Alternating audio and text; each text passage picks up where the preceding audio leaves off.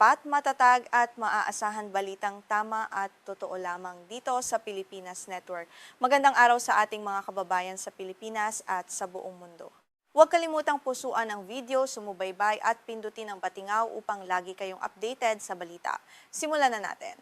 Isang bagong kasunduan sa seguridad sa pagitan ng Israel at Lebanon ang kasalukuyang nagdudulot ng matinding pagkabahala sa mga eksperto sa buong mundo. Ayon sa mga analista, ang kasunduang ito ay nanganganib na magdulot lamang ng mas matinding pagkapatas sa halip na wakasan ang digmaan. Sa halip na magdala ng kapayapaan, tila mas lalo lamang nitong patatagin ang kasalukuyang labanan sa rehiyon. Sa ilalim ng bagong kasunduan, nakatali ang pag-alis ng militar ng Israel sa Timog Lebanon sa tuluyang pagdisarma sa grupong Hezbollah na sinusuportahan ng Iran. Isang kondisyon na tinatawag ng mga eksperto at politiko na imposibleng mangyari sa ngayon. Ang ganitong estratehiya ay naglalagay sa buong proseso ng kapayapaan sa isang malaking patibong na walang malinaw na solusyon o kahihinatnan para sa dalawang bansa. Sa kaibuturan ng kasunduang ito ay isang kompromiso na halos walang sinumang naniniwalang gagana sa totoong buhay. Tahasang tinanggihan ng Hezbollah ang anumang uri ng pagdisarma at walang sapat na kapangyarihan ng pamahalaan ng Lebanon upang ipatupad ito ng marahas. Dahil dito ang kasunduan ay tinitingnan lamang bilang isang formalidad sa papel na walang direktang epekto sa tunay na sitwasyon sa ground.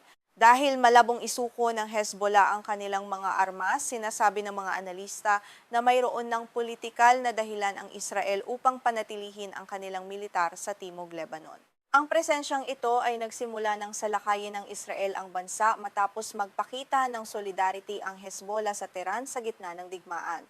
Ito ay nagbibigay sa Israel ng pangmatagalang kontrol sa naturang teritoryo. Dahil sa mga kondisyong ito, ang estado ng Lebanon ay naiipit ngayon sa pagitan ng mga obligasyong hindi nito kayang tuparin at sa soberanya na hindi nito ganap na mabawi kailanman. Ayon sa mga eksperto, ang kasunduan ay naglalagay sa Lebanon sa isang napakahirap na posisyon kung saan kailangan nitong sumunod sa mga panlabas na dikta habang unti-unting nawawalan ng kontrol sa sarili nitong teritoryo at mamamayan. Ang balangkas ng kasunduan ay direktang bumabangga sa masalimuot na realidad ng politika sa Lebanon. Hinihiling nito sa isang marupok na pamahalaan na harapin ang pinakamalakas na armadong grupo sa bansa. Ito ay sa kabila ng sistema ng bansa na binuo sa pagbabahagi ng kapangyarihan sa pagitan ng iba't ibang sekta at hindi sa pamamagitan ng pamumuwersa o marahas na pagpapasunod sa mga paksyong militar. Ito ay hindi isang kasunduan, kundi isang ipinatupad na desisyon, ayon sa isang mataas na opisyal ng Lebanon na tumangging magpabanggit ng kanyang pangalan sa media. Dagdag pa niya, ang kasunduan ay tila isang dikta na walang konsiderasyon sa panloob na katatagan ng bansa. Ipinapakita nito na ang boses ng pamahalaang Lebanon ay hindi pinakinggan sa pagbuo ng mga tuntunin ng kasunduang ito sa Washington.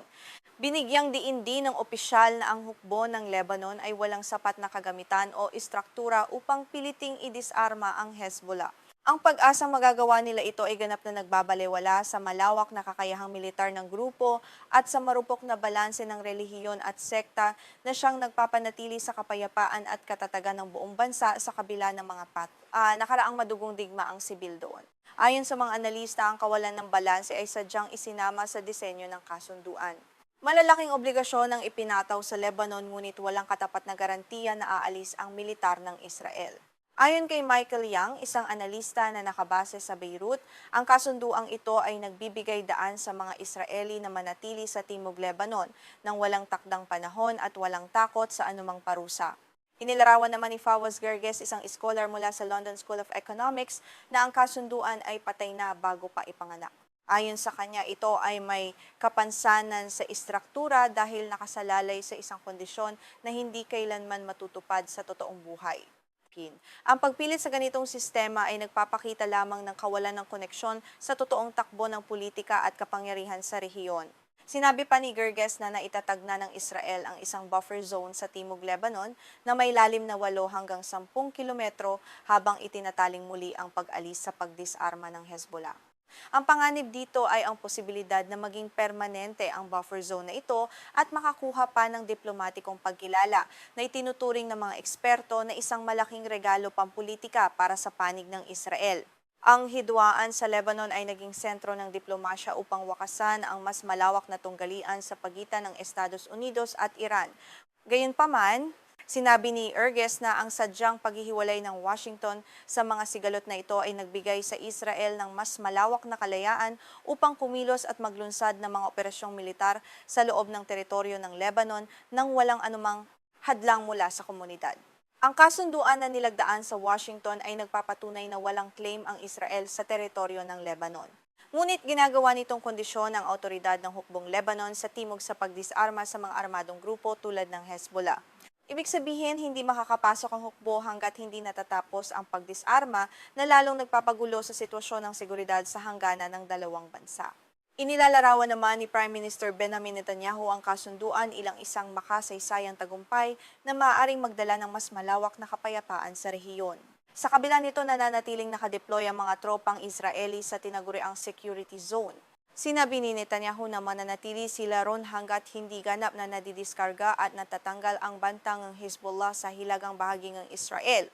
Tatlong mataas na opisyal ng Israel ang nagpahayag na maliit ang kanilang tiwala sa kakayahan ng Lebanon na idisarma ang Hezbollah sa hinaharap.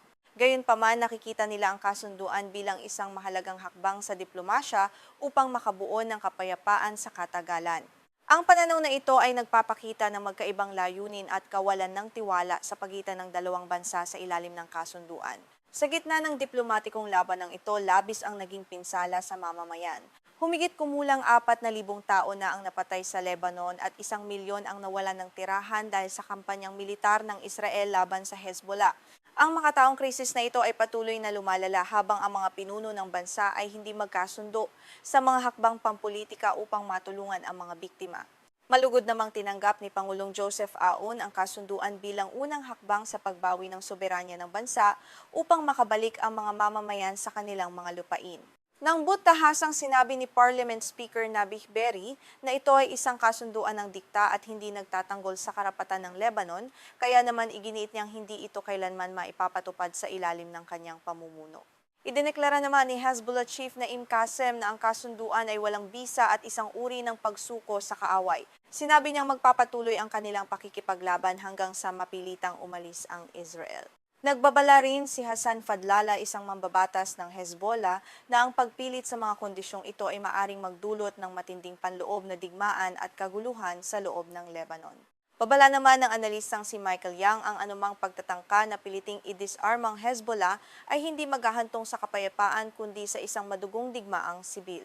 Maaari rin itong maging sanhi ng pag-aalsa ng komunidad ng mga Shiite Muslim na labis na sumusuporta sa grupo na tuluyang wawasak sa pambansang pagkakaisa ng bansa at magdudulot ng panibagong krisis sa gitnang silangan.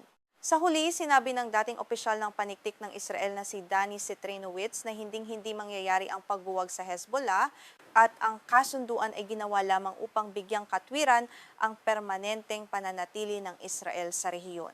Ang kawalan ng tiwala at mga imposibleng kondisyon ay tila nagpapatibay lamang na ang kasunduang ito ay mananatili sa papel habang nagpapatuloy ang marahas na giyera.